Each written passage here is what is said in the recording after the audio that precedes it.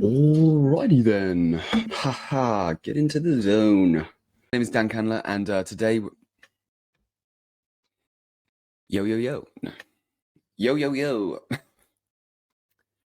Hey guys, my name's Dan Candler. I can't do it. I need to say yo. It's a simple fact is that I need to say yo. This is insane. I plugged this in, haven't I? Okay, let's do this thing. Disbanded now, yeah. But then I get again.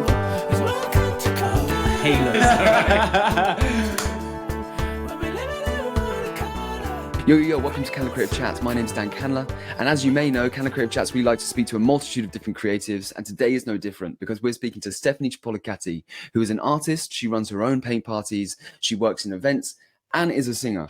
So it's going to be great to speak to her, find out about her life, her experiences, how she operates in this crazy, wonderful world, and how she found our recent Unbound Perspectives event, which she supplied her wonderful art. So let's get stuck in and jump straight into today's creative chat. But if you haven't already, make sure to subscribe and follow for everything kind of creative and just for creativity in general, because we are building a community of all different types of creatives so we can spread positivity and unity throughout this wonderful world.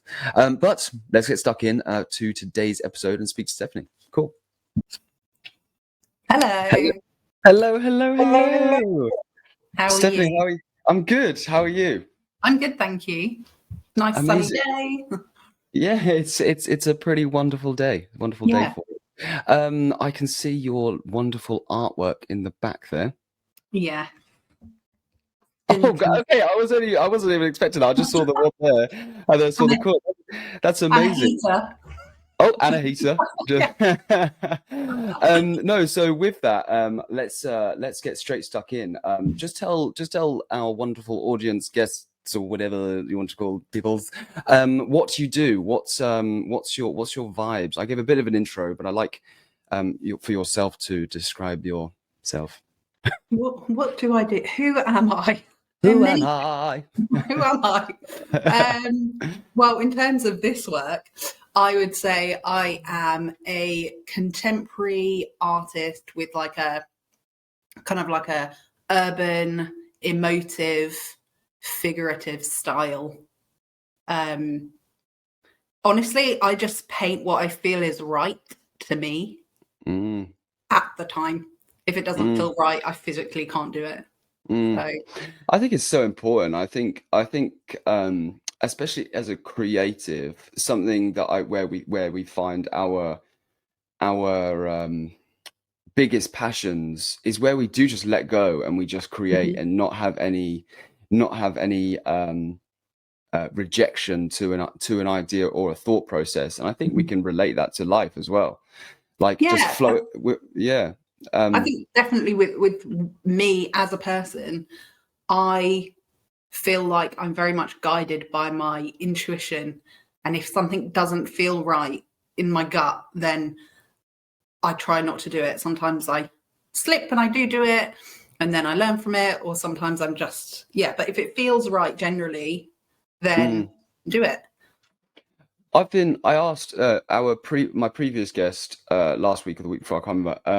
I kind of asked this same question. Where do you think that comes from? Because I think it's just really interesting, and I love this correlation, especially with doing this kind of podcast and speaking to all these different people and different creative people. It's all this. It all kind of stems from a child's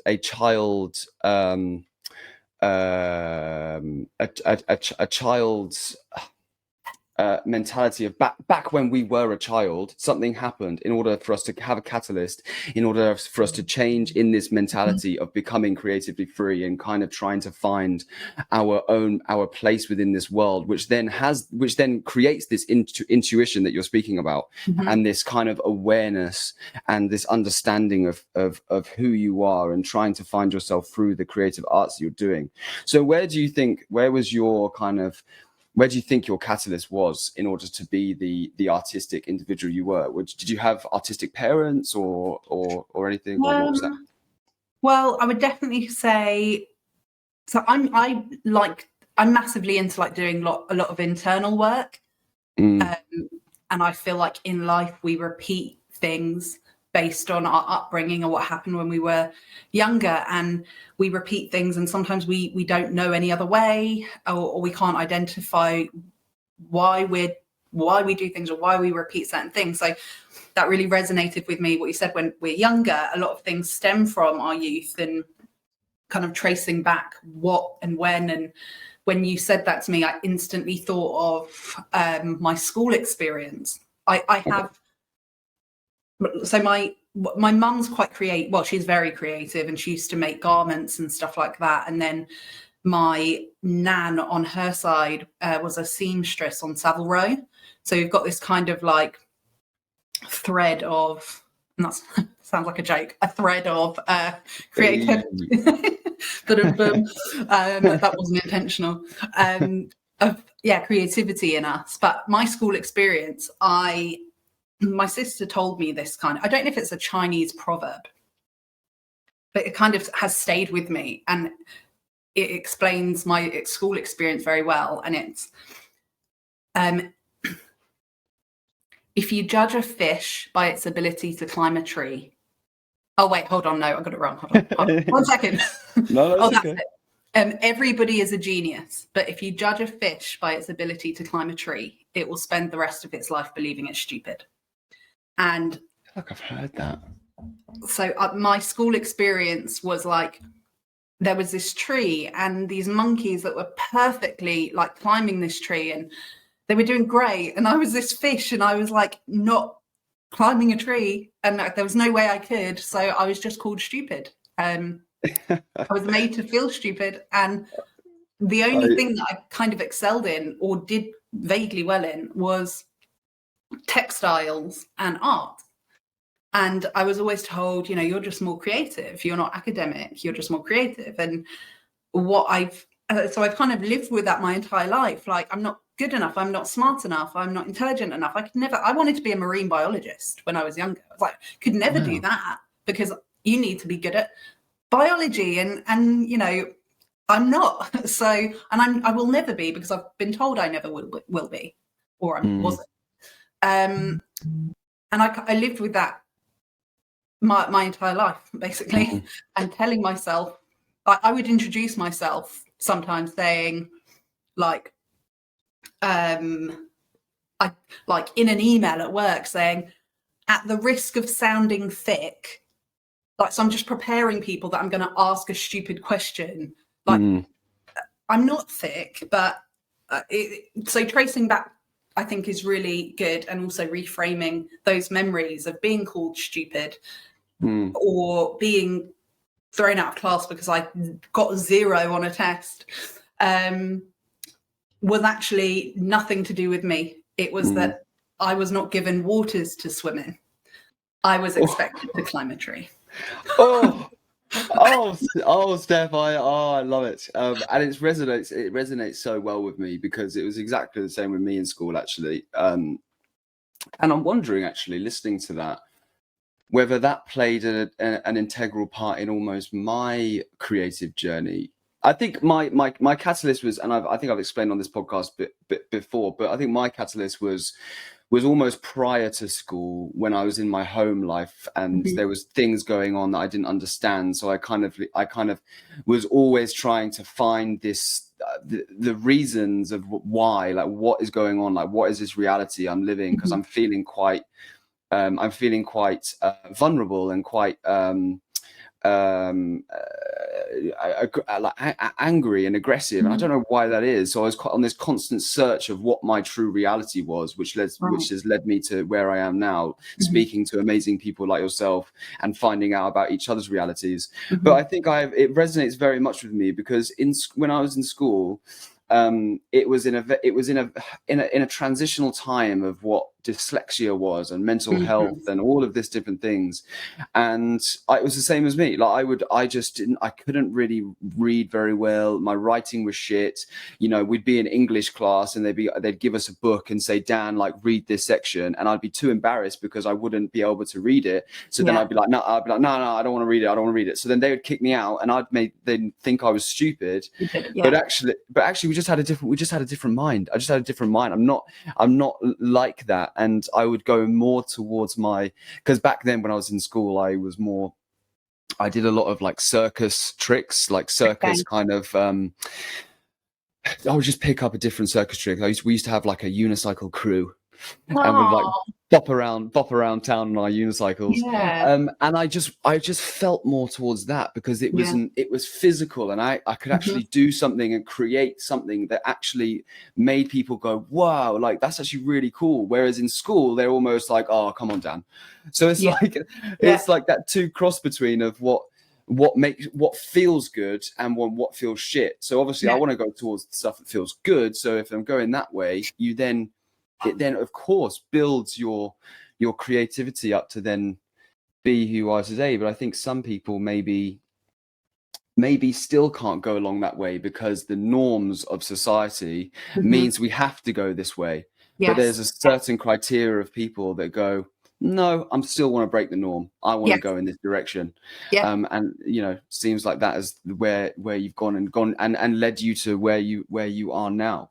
When did you start? Have you always kind of like done your art like full time, or like what's your vibes with that? Because you also run your paint parties as well, and you work in events. And you sing. It's amazing. It's so great. So so I mean, I've done so much. I won't run through my CV with you because mostly it's so long, but I like feeding into what I said at the beginning. If it feels right, do it. And if it doesn't feel right, identify why and like try and move, because I think you can move onto a path that feels more right for you. What am I trying to say? You won't know until you do something if it's right. You could be like, I want to be a doctor, and you train all these years to be a doctor, and then you graduate and you go be a doctor, and it's something's just not right because you thought you would love it, and actually when you do it full time, you don't anymore. So I think it's important to try many different things, which is what I've done.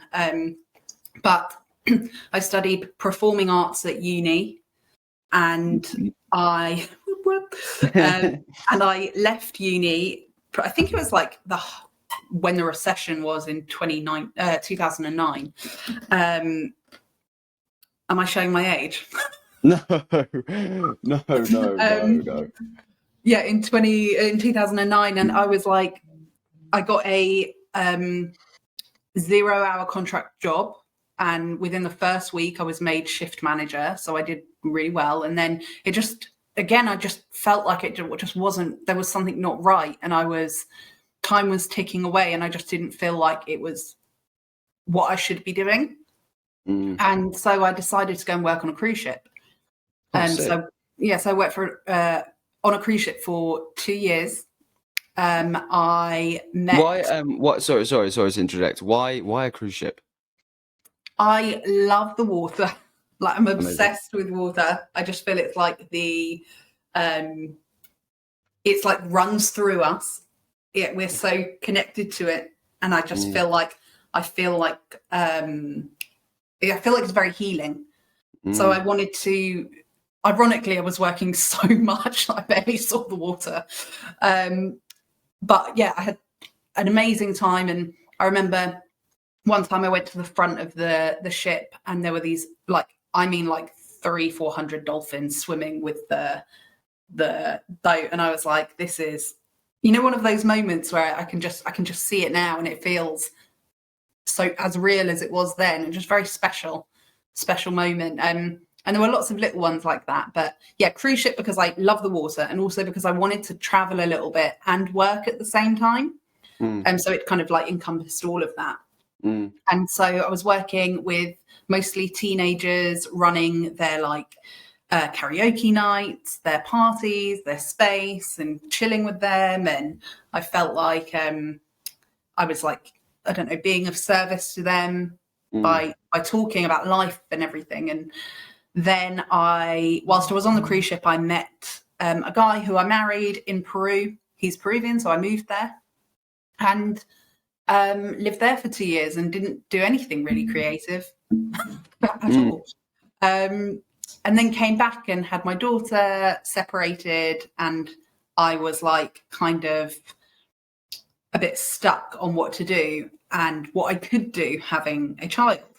You know, I've got to drop her off at nursery every day and pick her up every day. I've got to do those things. So I need something that works for me. And I worked for a financial firm, which was the furthest away from me. And I did it for like 2 years, and I was painting alongside this at the same time, but just as like kind of like more of a hobby kind of thing. And although during that time I did actually sell pieces as well, but I couldn't handle the finance world anymore. Or maybe it was that corporate world, but it was more of like I could do that job in a dark room with no human interaction all day. And like it was just so difficult because I used to come to the office and people would say you're such a bad influence, Steph. And it's because I'd come in and I'd be like all jokey and I'd like pop my head up the screen and make a joke, and then like back in school. Like back in school. But I was like, it's because it was so dull. And I think for me, my skill set or who I am did not suit that job at all. And I was getting anxious and stressed, and like with my daughter getting stressed, and I was like stressed on the weekends, and I was just like, this is not having it. So I quit and just decided to do something completely different and worked in events, like corporate events, like festivals, worked for brands. And yes, I worked at a couple of festivals, and then I kind of did that and did my art at the same time alongside each other. Yeah. I think, it's just, it sounds very similar to my kind of, my things in going into, when you go into these worlds that where you don't truly inwardly don't really want to be a part of because it's not your identity, you do like tend to rebel in certain ways, like we are back in school, like I feel like we are all children all the time. We just become older children. Yes, exactly. I want to come back to what you said about how you love water, and then I really want to touch on balance, because you do all these different things and you have a daughter, and I think it's incredible. It's incredibly inspiring how you can balance all these different things and still have such an amazing kind of head on you. But back to the water though, do you because you have this feeling towards water and the flow of what that is, what do you think you bring that into your art?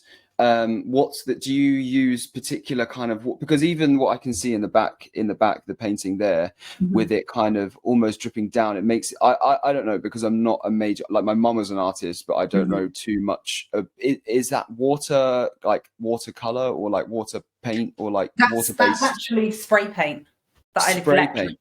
Yeah. Oh, fantastic. Amazing. But do you use any particular water methods within your artistry, or is it just inner workings for you, water? I feel like it is just inner workings for me. Well, I haven't thought about it really, but now looking around, because I've got artwork all on every wall, and now all I'm seeing is drips everywhere, just like everything's dripping. Yeah. Maybe it is. I actually really like that. I just never really, I'd never, because obviously you showcase your art at our recent Unbound event, and I know looking at your art, I never would have thought of it like that. But now that you saying that, especially with like most of your artwork having these drips, it almost has this resonated of flow and just and like just almost freedom, because you're allowing it just to drip in almost like a water sense. But that's sweet. It was just something I just kind of noticed. I think definitely in terms of like internal work, like I just find going to the water, being around water, like stepping into the ocean, like the water touches every single part of your body that you submerge yourself in. And I just find it incredibly healing, like being by the water and being able to think of something outside of yourself. Like even sitting on the beach and being like, this, that only, I think it's what, 80-90% of the ocean has been discovered. Like I'm literally staring at something that has so many mysteries and unknown kind of creatures, and like I put my foot in it and I'm in a different world. But also water is just I don't know, it's something about it that's like very humbling but also out of this world. No, I completely concur. I completely agree, and it's the same. It's the same feeling I got when I traveled the Himalayas. I went in the Himalayas, and I remember that exact feeling that you felt when you think about it, you're almost there and you feel it. And I was sitting on the side of a mountain, looking at all these different mountains in the middle of nowhere, with one hut for like miles, and no one around, and like like eagles flying and like all these different things, and you're just there like. There's an energy towards these different. There is a particular strong energy in these types of places, whether it's water, whether it's the mountain range, just earth, and all of these different elements. There is such energy in that, which I think if you're in tune with, can just projectile you forward into new heights. It's like nature, isn't it? Nature is like healing. And there was when I was going through quite a tough time, this might sound crazy, but I have a feeling it won't sound crazy to you. We're on the same wavelength. I hope everyone else is. If everyone else doesn't, just comment below and just tell us to it. But I used to go to like a forest and used to like touch a tree, because I find it batshit crazy that I'm in the middle of a forest and underneath me are like hundreds of thousands of roots, all intertwangled, and they're all like connecting with each other and sending messages to each other. And the mycelial network. Yes, and like this little fungi in the earth is like transmitting messages from one tree to another, helping the tree that's not thriving or not getting enough sunlight. And I just thought, like, that is I'm surrounded by this energy that I'm like touching a tree that is deeply connected to the earth, and so much energetically is present, like just so it's kind of like that a bit with the ocean for me, as well as tree touching in my spare time. No, there's such power in that, because I think any single person can go up to a tree or go put their foot in the water or go look at a view and just go, wow, that's a view, that's a tree, that's the water. But I feel like if you can truly be connected with these things, and you touch a tree and you go, okay, this is a tree, this is just a tree, but it's also not just a tree, this actually has all this. And once you start changing your thought processes with thinking of something as just something, it can change your whole entire psyche, your whole entire mannerisms, your energy, the way you feel, the way you react with the world. And I think that goes along with everything. You can look at a situation that is just a situation, or you can go, okay, there's actually so many more factors within this situation. You look into a conversation, and this is, and I've been thinking about this not recently, actually, I've been thinking for quite a while, how everything is so connected. Like, as you say, the mycelial network, and we talk about how trees are all connected.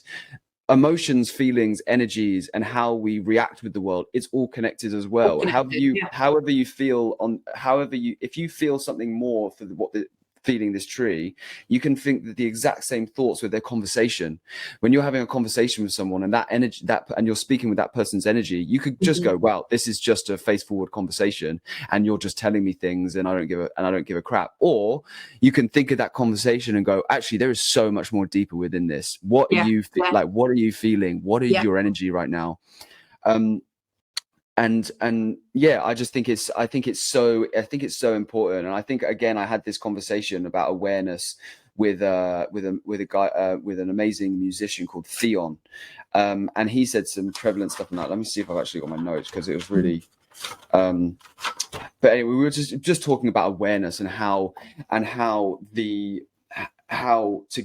we felt like, to gain more success within yourself, it's truly having awareness about yourself and the world around you, and not just seeing it for face value.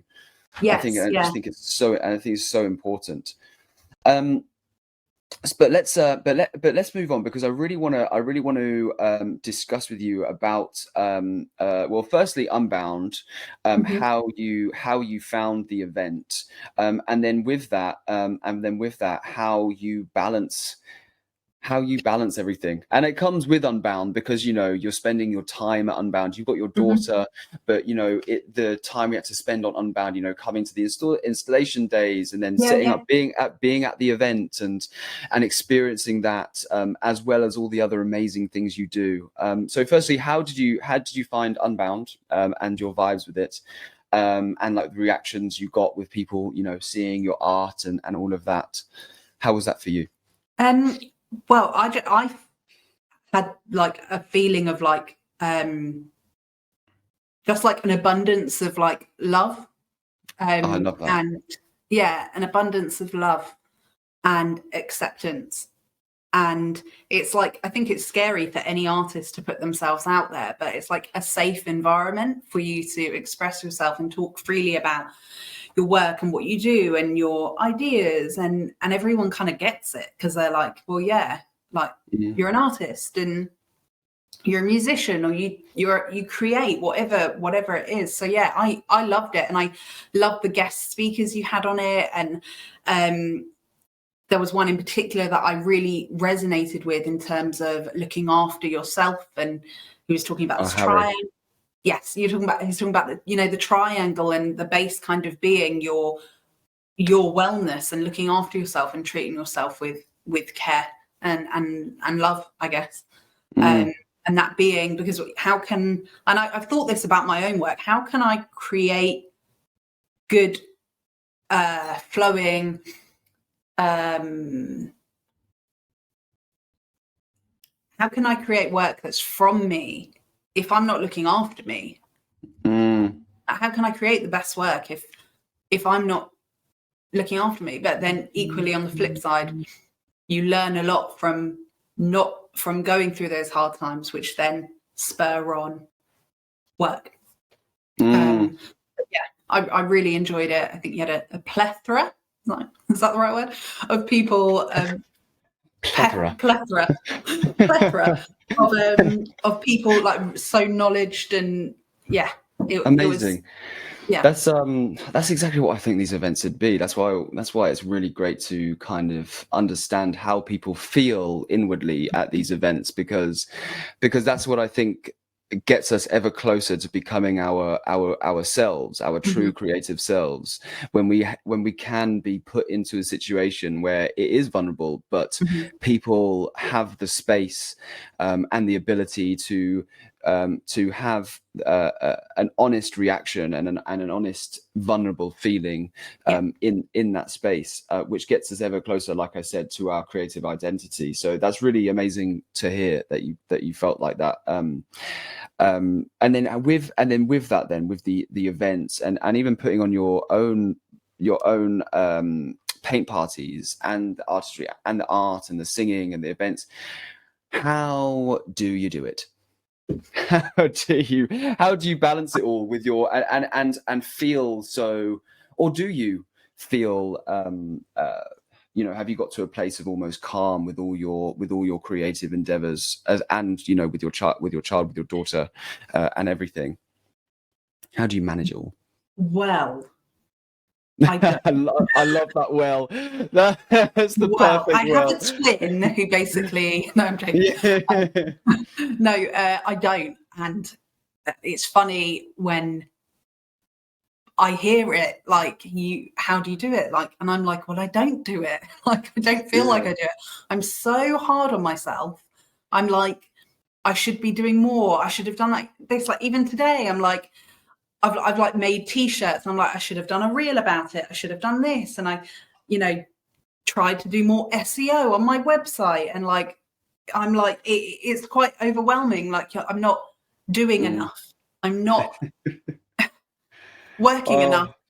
I only laugh because I relate so much. It's crazy. It's crazy. And then I'm like, well, in the evenings, I put my daughter to bed and I'm like, okay, I've got like 2.5 hours. What can I do? Like, come on, like, just relax. But I feel like I'm constantly thinking about, sometimes when you're spinning so many plates, you're like going around spinning them, like one of them's going to drop.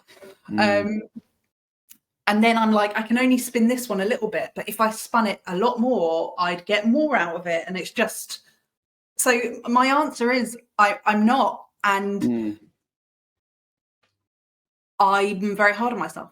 And I think that I should be doing more than I am, or working smarter, or making more, creating more, earning more. It's like, and then I'm look inward and I'm like, well, I have to, which I do. I'm so grateful for like the good things that have happened in my life, the hard things that have happened. I'm grateful for all of it because I'm the person I am today, and I'm grateful for those hard times because they actually shape me more. But I don't think I am. But I would say with my daughter, I have maybe a different outlook on being a parent because I grew up with a Greek father, and the culture is very different. It's like your children come everywhere with you. So if I want to do something, then and no one can look after her, she'll come with me, and she loves it, and we'll go and do things together and go to art galleries in London. And it's very always stay up. Like a couple of weeks ago, stayed up in the kitchen. She wants to be a DJ, so I bought her like a DJ deck for Christmas, and it's like a proper DJ deck that adults use, but it's a beginner one. And we were up like dancing in the kitchen at like 10:30 at night, and she's 6 years old, and I was like, yeah, it's one night, whatever. You're the coolest mum. It's so cool. But she loves it, and I love it. And like, why? I just feel like this is just normal for me, and just normal. It's amazing though, because you're almost giving your daughter the reality that you almost didn't get when you were in school, having these trying to be the fish that was trying to climb a tree or something. You're allowing her to have that creative freedom, and I think that's beautiful, and being able to let her explore these different endeavors, because I think that is so prevalent for a successful, happy life, is to be able to explore, like you've just been explaining, and you've just been saying about, if you're not feeling it, just not doing it. But first you've got to go into something that you feel may be right for you, and then allowing yourself to experience that, and being vulnerable enough to actually let it go. And I think a lot of us, because of the societal norm of having to have your one main thing and running with that main thing, and that's your vibe, like it's quite a vulnerable thing, going like, no, actually I've done this thing for a couple of years, I'm not feeling it anymore. And because everyone looks at it like, oh right, so you're quitting, oh, so you're a quitter. It's like, well, no, I'm not a quitter. I'm just going into a different direction right now. And like, quitting's such a funny thing, and it's just the same as maybe people say like you failed or whatever. Like, that's massively what I'm trying to teach my daughter, is that like the way I explained it to her is like, when you came out of me? Did you just start walking? No. Did you just start running? No, you didn't. You fell over so many times. You know, you cried, you hit your head, like you tripped. And then you get better and better and better. And that now you're walking and running. And like in life, this is just life. You cannot be amazing at anything just straight away. And with my school experience was like, I'm overcompensating, but I'm like, I don't ever tell her, you can't do that, or you're not very good at that. Or because once you tell someone they're not good at that, guess what? They're going to start not being good at it because you've told them, or they're going to go in the opposite direction and like prove you wrong, but maybe they don't want to do that thing anyway. So I try and keep it as open as possible and just say like, that's really, really good. Or if she finds something hard, I'm like, okay, well, finding things hard in life is normal. You just keep going basically, and it becomes easier and you learn more and you get better at it. I love that. One of my favorite quotes is, with failure comes success. Yeah. Like one person, I mean, I don't know one person in my circle or my network that's doing something and is successful at it who hasn't failed a few times. Like failing is like a word that we're like, oh God, like we can't fail, but we physically have to. You like Linford Christie, he didn't just start fucking bolting it. he had to train, and you know, swimmers, they don't just jump in at 15 years old and like swim like, you know, a fish. They have to learn and practice and get better and better and better. Just like it's just normal to fail. It's a good thing. It's so true. And something also that I've like tried to implement and encourage is is parallels of life, because we all talk about yin and yang and balance and all of this stuff, but we don't ever really see the balance within reality. We always look at it's either this or it's this, and we don't see the parallels of actually what that is. So for instance, like one of my main things that I try to encourage is this thing of, you help others, you help yourself, but you also need to help yourself in order to help others. And it's like, but there's a lot of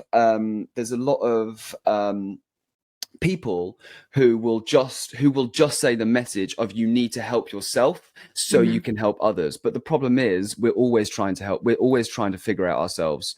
So if we're constantly trying to figure out ourselves, we're never going to get to a point where we're going to be able to help others. So then it means we'll all be on this trajectory of just being self-centered and thinking about just ourselves. And that's why I say you need to think, you need to, while you're on this journey of helping yourself, help your fellow man, help your fellow woman, and be on that parallel. And it's the same as failure and success. You need to fail, but you also need to have the mentality of, no, I will succeed, but I will also fail.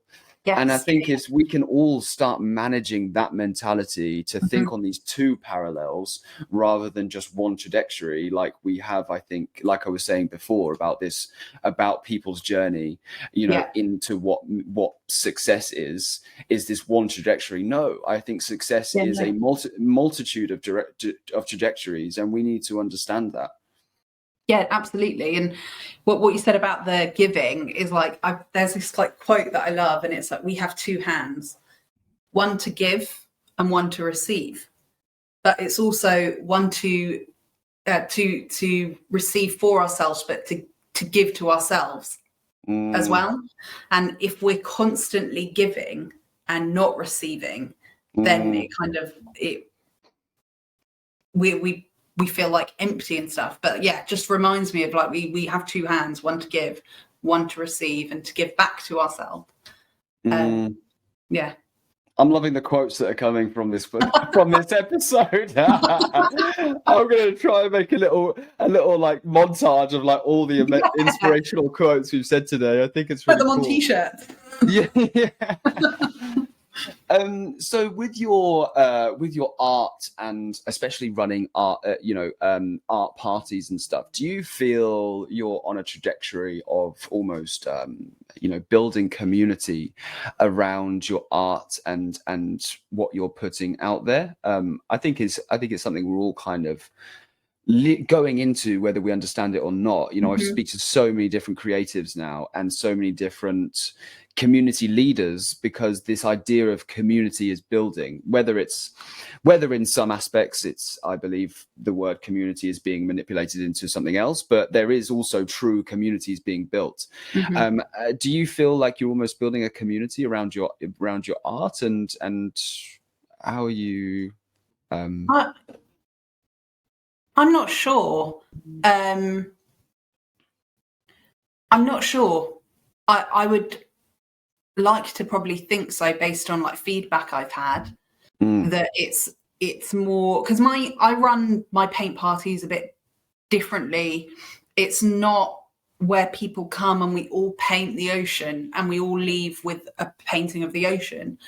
I theme it. So like one theme was self-love, and I email everyone like a week before and just say, like, this is the theme. I'd like you to go away and maybe think of a concept or what self-love means to you, or if you've got any photos, like, bring them in on your phone and you can paint off that.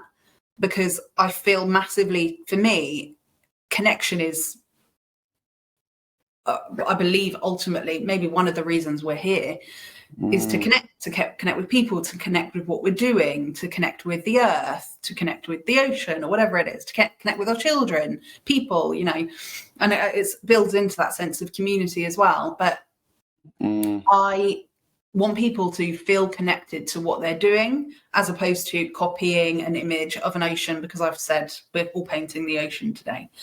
Then they'll enjoy the experience more and they'll get more from it and be proud of what they've created. If someone wants to come in and paint the ocean because they love the ocean, they absolutely can. But I've had people come in and paint a nude of themselves, or a very abstract piece. So I push more of the connection side and being connected to what you're painting, as opposed to everyone painting the same thing or being technically correct.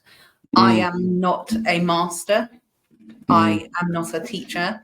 We are all masters, and I'm not going to tell you. I'll help people with technique if they need help with something, or I will shade something for someone if they need that extra help and they've asked me to. I like absolutely no problem. But I don't see myself as like teaching an art class or anything, because what is art anyway? And we all are different, and we all have different styles and different ways we look at the world and different concepts and all of it. And I'd rather something flow from you than me teach someone how to paint. I love that. I really do. Do you have the same people that come to your class each time, or is it like different people all the time? It's mostly different people. I might have the same regulars that come, or they've come to like 5 in a row and then they skip a couple. But yeah, mostly it is different people each time, which is nice. Well, it sounds like a really amazing event. It's something I'd actually really love to be a part of. And it does sound like you really are kind of building even if it is a small community or a large community, it sounds like you are building a community around the mentalities, whether it is a slow process, but that mentality, I think people can really connect with, and that itself can build community and connection, and bring us together and unite us, because that's the whole idea. I think what the word community really needs to be about is exactly what you were saying, is connection, Yeah. and unity and support within those connections, and not and being able to be creatively free within those spaces. So I think that's beautiful. And I think what you do in general, and just your values and everything, is really quite amazing and magical. And I really appreciate you coming on today's episode and just unleashing your incredible knowledge and philosophies about the world, and everything.